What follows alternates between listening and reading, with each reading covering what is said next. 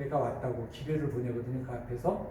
근데 에서가 야곱을 만나러 오는데 어떻게 왔는지 아십니까? 400명을 데리고 왔어요. 400명을 데리고 왔거든요. 군대 갔다 온 형제님들은 잘 아실 거예요. 400명이면 이계중대 병력입니다. 이계중대 병력을 데리고 왔어요. 그리고 아브라함이 그 전에 조카 롯을 구하러 갈 때 집에서 빌리운 자 314명인가요? 314명을 데리고 와서 롯을 구해갖고 오거든요. 결코 작은 숫자가 아니에요. 에서는 그렇게 뼛속까지 사무쳐가지고 20년 만에 만난 동생을 죽이려고 했어요. 요셉도 형들이 자기를 죽이려고 했어요.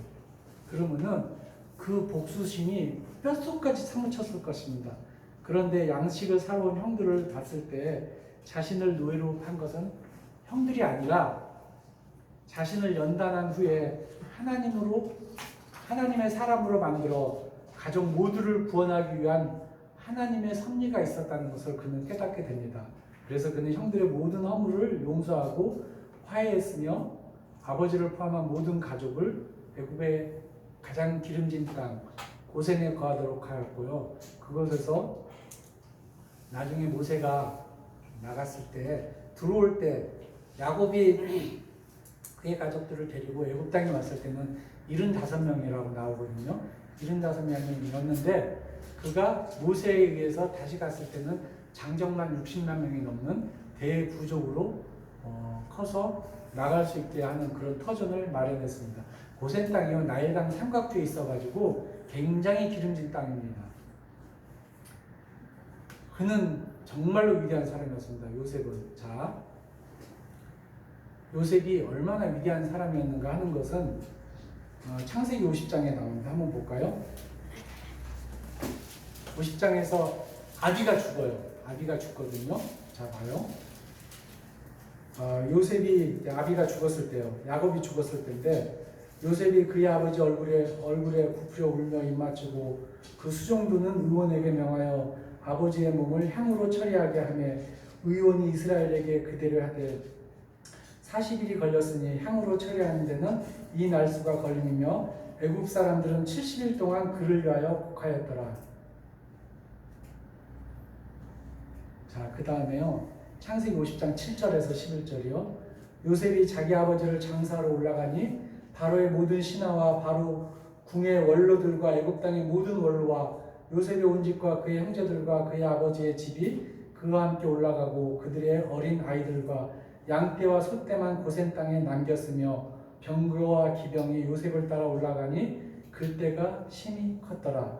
그들이 요단강 건너편 아자 타작마당에 이르러 거기서 크게 울고 애굽 애통하며 요셉이 자기 아버지를 위하여 7일 동안 애곡하였더니 그 땅 거민 가나안 백성들이 아담마당의 애통을 보고 이르되 이는 애굽 사람의 큰 애통이라 하였으므로 그 땅 이름을 아벨 미스라임이라 하였으니 곧 요단강 건너편이었더라. 이렇게 얘기를 하고 있습니다.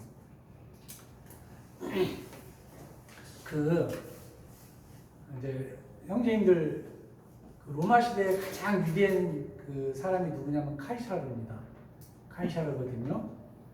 그 사람은 그 로마 북쪽에 있는 지금의 유럽을 그 정복해갖고 다 굴복시킨 사람이에요. 그래서 유일하게 이제 로마 제국의 황제 칭호를 받았던 사람인데요.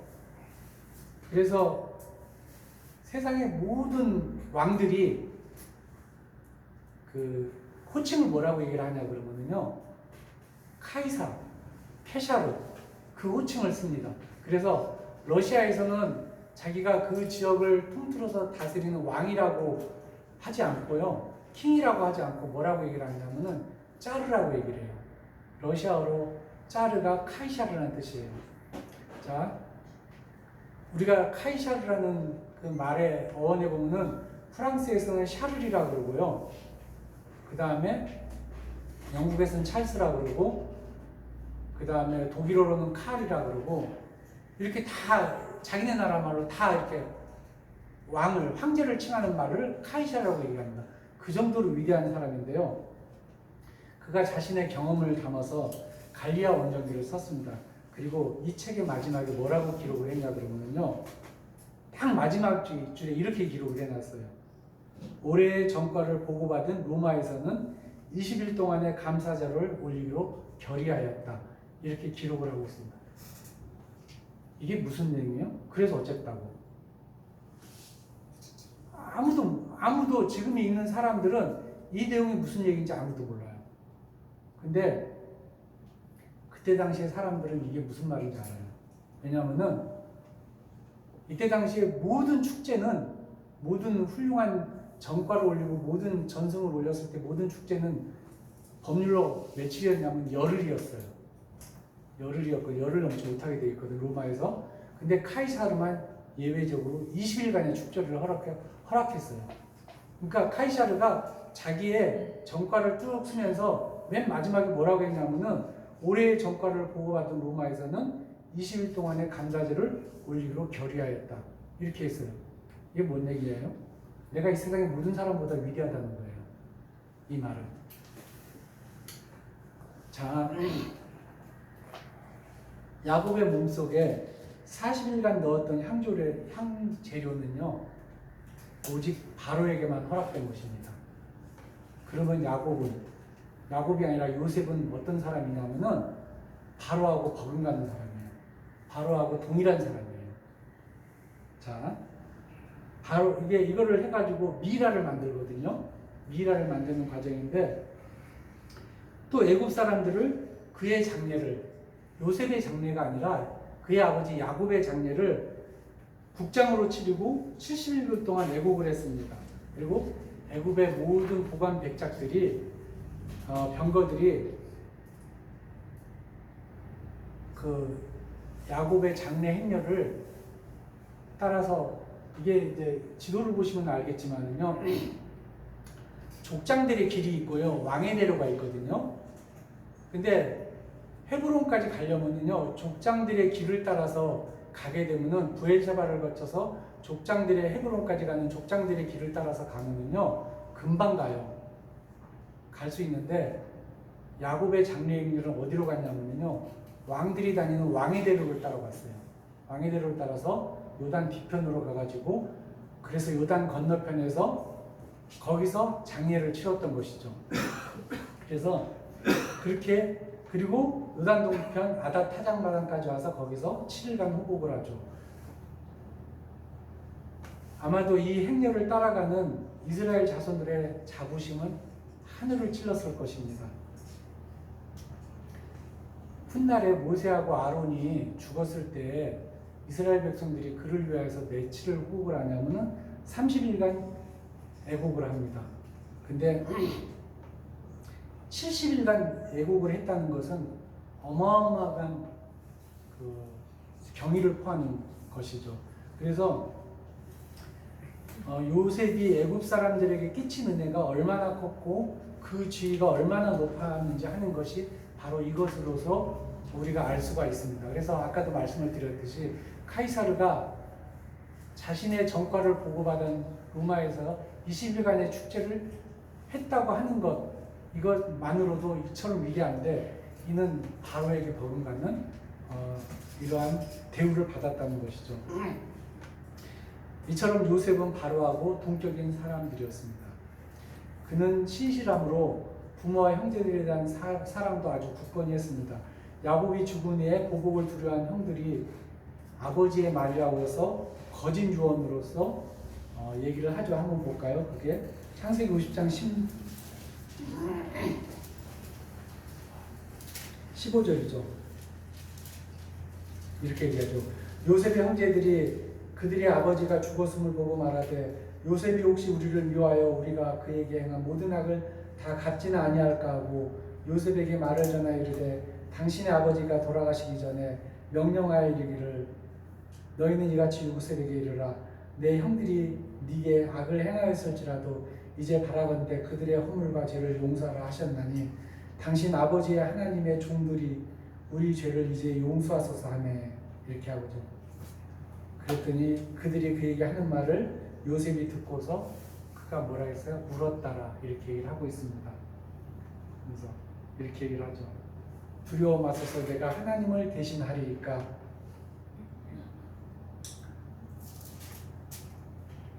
당신들은 나를 해하려 하였으나 하나님은 그것을 선으로 바꿔서 오늘과 같이 많은 백성의 생명을 구원하게 하시려 하셨나니 당신들은 두려워하지 마소서 내가 당신들과 당신들의 자녀를 기르리이다 하고 그들의 간곡한 말로 위로하였더라 이렇게 얘기를 하고 있습니다.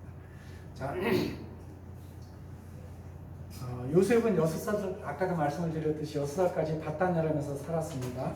그리고 10년을, 약 15년을 요단 동편 수콧에서 살았고 17세에 팔려와 거기서 93년을 애굽에서 살았습니다. 그가 가나안에 거주한 기간은 1년 남짓이었는데요. 그럼에도 불구하고 이스라엘 민족이 거처할 땅은 어디라고요? 가나안 땅이며 하나님은 분명 다시 약속의 땅 가나안으로 자기 백성들을 이끌 것이라고 굳게 믿고 있었습니다. 그 땅은 나일강의 범람으로 비옥한 나일강 삼각주를 형성하는 이 고센 땅보다 굉장히 거친 땅이지만은 요셉은 오직 그곳만이 이스라엘 백성에게 약속한 땅이라는 것을 굳게 믿었습니다. 요셉이 어떻게 한지 아십니까? 그 뒤에 에브라임을 가나안 땅으로 보냅니다. 그래서 세겜에서 살게 해요. 그래서 언젠가는 내 백성들이 그곳에 갈 거니까 너는 이곳에서 터전을 마련하라고 얘기를 합니다. 성경엔 기록이 되어 있지 않는데요. 한번 볼까요? 역대상 7장에 그 얘기가 나오거든요.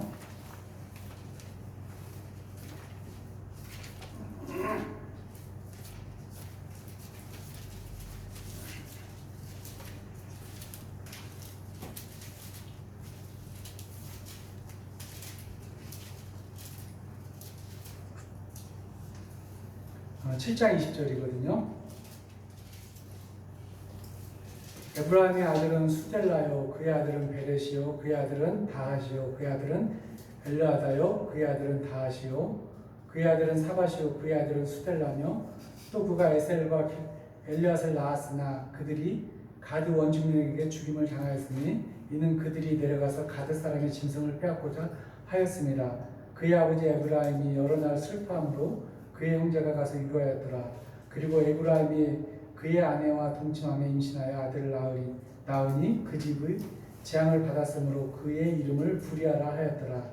에브라임의 딸은 세에라니 그가 아래 성 베토름과 우센 세에라를 건설하였더라. 그가 에브라임이 가드에 그쪽에 에브라임이 그쪽을 개척하면서요. 그곳에서 굉장히 험한 세월을 살았습니다. 아버지의 유언을 받들어서 그래서 그쪽에서 애굽 사람들이 그러니까 이스라엘 민족이 돌아갈 터전을 마련했고요. 성경 사무엘상하를 쭉 읽어보시게 되면은요, 분명히 여기는 유다 지파의 땅인데 뭐라고 얘기를 하냐면 에브라임 산지라고 얘기를 하고 있습니다. 그리고 많은 성경에서 뭐라 하면은 에브라임 사람 다윗이라고 얘기를 하고 있어요. 이것은 뭐냐면은 다윗이 에브라임 땅에 살았기 때문에 그래요. 굉장히 넓은 지역을 개척을 했는데요. 나중에 제가 이 부분에 있어서는 에브라임 지파를 얘기를 할 때에 제가 아주 구체적으로 다시 또 얘기를 하겠습니다. 그리고 또 이스라엘 백성들에게는 뭐라고 유언을 하냐 그러면요. 이렇게 유언을 해요. 죽을 때. 한번 볼까요? 창세기 50장이요.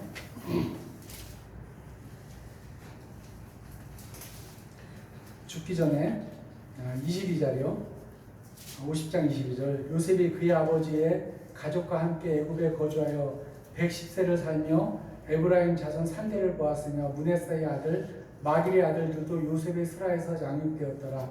요셉이 그의 형제들에게 이르되 나는 죽으나 하나님이 당신들을 돌보시고 당신들을 이 땅에서 인도하여 내사 아브라함과 이삭과 야곱에게 맹세하신 땅에 이르게 하시리라 하고 요셉이 또 이스라엘 자손에게 맹세시켜 이르기를 하나님이 반드시 당신들을 돌보시니 당신들은 여기서 내 해구를 메고 올라가겠다 하였더라.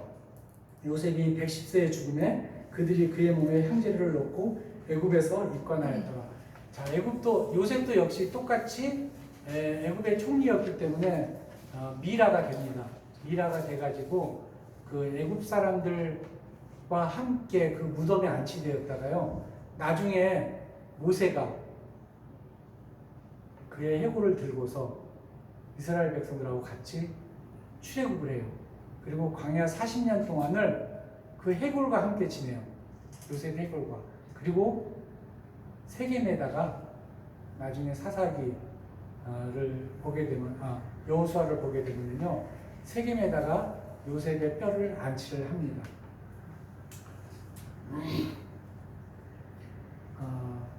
요셉은 애굽의 총리였기 때문에 자신의 시신을 아버지 곁에 묻도록 유언할 수도 있었습니다. 그것이 그의 간절한 소망이었을 것입니다. 그러나 그 간절한 소망을 접어두고 그는 아브라함과 이삭과 야곱에게 하신 하나님의 언약이 이루어지는 그날까지 자기 백성 역시 자기와 동일한 믿음과 소망 가운데 머물도록 자신을 미라로 만들어 백성 가운데 두었습니다. 하나님이 정녕 그 언약을 지켜서 야곱의 후손들을 가나안으로 이끌 것이기 때문에 그때가 되면 자신의 유고를 약속의 땅으로 옮기라고 명령을 했습니다. 이것은 뭐냐면요, 대단한 신뢰와 믿음이 없으면 그걸 할 수가 없어요. 그는 야곱의 자손들에게 이렇게 마지막 맹세를 하게 한 것은 뭐냐면요, 하나님의 약속을 믿는 강력한 의지의 표명이었습니다. 이토 히로부미를 암살한 안중근은 위신감옥에서 죽으면서 그러니까 동생들에게 뭐라고 얘기를 하냐면요, 자신의 시신을 하얼빈에다 묻으라고 얘기를 합니다. 하얼빈 공원에다 묻으라고 하고요, 나라가 독립이 되면은 자기의 시신을 보국으로 옮겨달라고 얘기를 해요. 잘 아실 거예요. 이거는 뭐냐면은 안중근 의사는 죽을 때까지 그때 당시는 한일합방이 아직 되기 전이었거든요. 한일합방이 1910년 8월에 있었는데 안중근이 죽은 것은 1910년 3월 29일이니까 그때 사형을 당해갖고 죽었는데, 안중근은 일본이 우리나라를 강제 합병하고서 식민지로 삼을 것이라는 걸 알았어요. 그리고 언젠가는 다시 우리나라가 독립할 거라는 것을 알고 그 독립을 하면은 자기의 시신을 그때 한국으로 오게끔 해달라고 얘기를 했던 것이거든요. 한국의 식민기간은 겨우 36년밖에 되지 않았는데 안중근의 시신은 아직 한국으로 돌아오지 않았습니다. 어디에 묻힌지도 알 수가 없어요. 근데 이스라엘 민족은 그 약속을 지켰어요. 오랜 세월, 약 430년의 세월이 지나서 애굽을 떠날 때 그의 시신을 취하여서 떠나왔습니다. 자, 이스마엘의 자녀들과 그두라의 자녀들, 그리고 에서의 자녀들 역시 아브라함의 후손이었습니다. 근데 그들은 한 세대도 지나지 않아서 아브라함의 약속하고 굉장히 멀어졌습니다. 그리고 친족으로서의 인연도 끊어졌어요. 그런데 야곱의 자녀들은, 야곱이 4명의 아내가 둬갖고 4명의 아내로부터 12명의 자식을 낳았어요. 아브라함은 3명의 아내가 있었어요. 3명의 아내가 있었는데 그 중에서 오직 이삭만 그 약속을 받았거든요. 야곱의 자녀들은 4명의 아내로부터 12명의 자녀들이 있었어요. 딸까지, 디나까지 해서 13명이죠. 그랬는데도 불구하고 그 몇 세대가 지나도록 그 하나님의 약속에서 멀어지지 않고 이스라엘 민족으로서의 그 정체성도 잃지 않았습니다. 이것은 이삭과 야곱의 신앙도 컸겠지만은 이 모든 것을 넉넉히 감싸는 요셉의 희생이 컸기 때문입니다. 그래서 그는 진정으로 이스라엘 민족의 기반을 세운 사람이었습니다. 그래서 사무엘 상이나 사무엘 하, 그리고 쭉 읽어보고 사사기를 읽어보게 되면요, 에브라임 지파 사람들이 이스라엘 민족의 대장 노릇을 해요. 왜 대장 노릇을 하겠어요? 그들이 그쪽에서 요셉의 유언을 받들어서 그 땅을 개척하고 이스라엘 민족이 다시 올 때까지 그들이 그 일을 했기 때문에 그런 거예요. 그래서 이스라엘 에브라임 지파의 리더십에 대해서 그 어느 이스라엘 사람도 그들의 리더십에 대해서 토를 달지 않았습니다. 그들의 이처럼 이렇게 한 것이 바로 요셉이었다는 것이죠.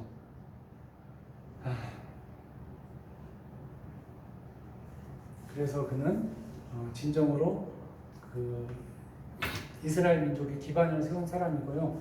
그가 그렇게 훌륭한 사람으로 자랄 수 있었던 것은요, 정말로 바닥까지 떨어지면서, 그리고 온전히 자기 자아를 내려놓고, 우리가 이제 성경 가운데서 정말로 훌륭한 일을 했던 사람들을 보게 되면은 다윗도 굉장히 자기 자아를 바닥까지 내려갈 정도로 떨어졌고, 그래서 그가 하나님을 신뢰하는 법을 배웠거든요. 내 마음이 합한 자라 그랬고, 역시 아브라함도 마찬가지예요. 지난번에도 말씀을 드렸듯이 자기 자식을 버리고, 그리고 아들을 죽음에까지 내려보낼 수 있을 만큼 그렇게 했던 것도 결국은 하나님을 온전하게 자아를 내려놓고서 하나님 앞에 엎드리는 그러한 삶을 살았기 때문에 이 모든 것이 가능했습니다. 그래서 제가 꾸준하게 지금 이제 성경의 인물들 하나 살펴보면서 영에 속한 사람들이 어떻게 살아가고 있는가 하는 것을 보여주고 있는데요. 그래서 저는 이제 역사적인 관점보다는 그 인물 하나하나에 대해서 이제 계속적으로 한번 살펴보고 있습니다. 모든 것들이 하나님의 뜻 안에서 우리 모든 형제자매들이 그러한 삶을 살기를 바라는 마음에서 이렇게 전했습니다. 잠깐 기도하고 좀 지난 시간 마치도록 하겠습니다. 하나님 아버지 감사합니다. 우리가 그동안